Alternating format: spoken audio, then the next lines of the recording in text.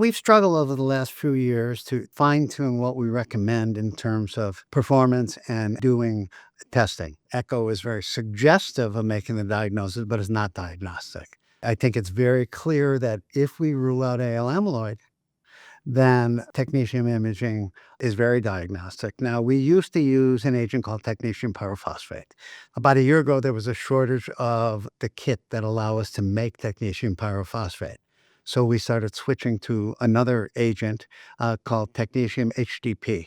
We decided that we liked the images better, that they were easier to read. Now, one of the things we understood is that the bioavailability of HDP is different, that the tracer clears the heart muscle earlier than it does with PYP. So we recommend imaging at 1 to 2 hours as opposed to 2 to 3 hours. We feel very good, again, if you do SPECT or SPECT-CT and you do the blood test that has a high diagnostic accuracy for ATTR cardiomyopathy. Additionally, there's a lot of work being done with PET.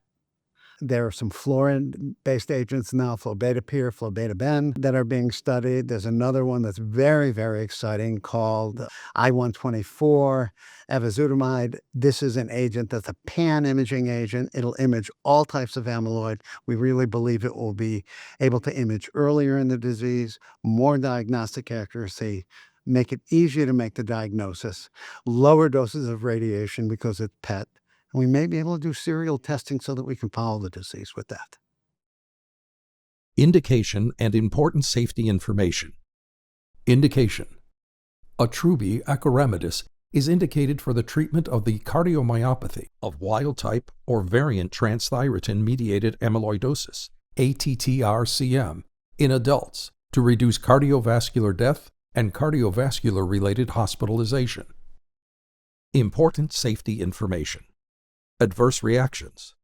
Diarrhea 11.6% versus 7.6%, and upper abdominal pain 5.5% versus 1.4% were reported in patients treated with Attruby versus placebo, respectively.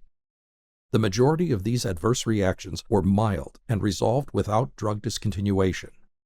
Discontinuation rates due to adverse events were similar between patients treated with Attruby versus placebo, 9.3% and 8.5%, respectively. Laboratory tests.